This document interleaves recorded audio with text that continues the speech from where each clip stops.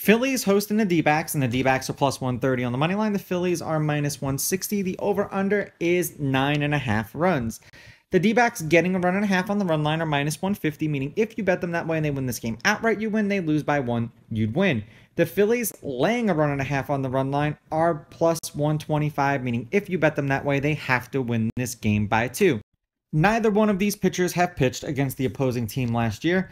The D-backs are 3-6 as a team with Nelson on the mound. They've won his last 2 starts. He's averaging 5 innings pitched and 3.0 strikeouts per game. 3.6 strikeouts per game in those games. Strom has been used in relief and in starts. So he's appeared in 10 games this season, but he started 6. So that's why his record is showing 4-3 because of some of the relief games. In the games that he started, the Phillies are 3-3. He's averaging 3 innings pitched overall and 4.6 strikeouts per game in his 10 games that he's played this season. Now, head-to-head, the home team is 7-3. The road team has won the last 2 games. The Phillies are 6-4 against the D-backs in their last 10. The favorite is 6-4 on the money line.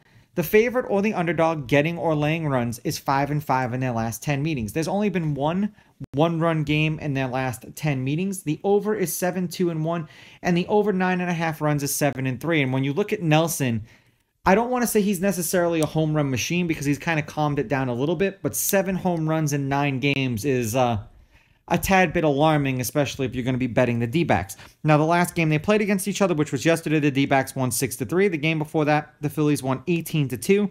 The game before that, the D-backs won 12-3. The game before that, the D-backs won 13-7. And the game before that, the D-backs won 13-1. So a lot of lopsided and crooked numbers in favor of the D-backs.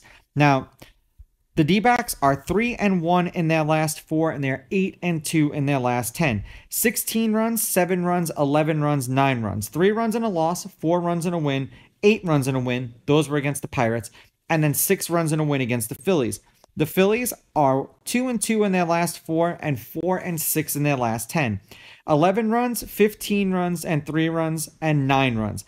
1 run and a loss, 12 runs and a win, 2 runs and a win. That was against the Cubs, and then 3 runs and a loss against the D-backs. I'm trying not to lean too heavily on the fact that the Phillies are the home team and the Phillies have played the D-backs okay.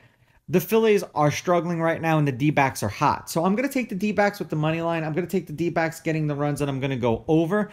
These are just my picks. If you disagree, please go with your gut, and please bet responsibly.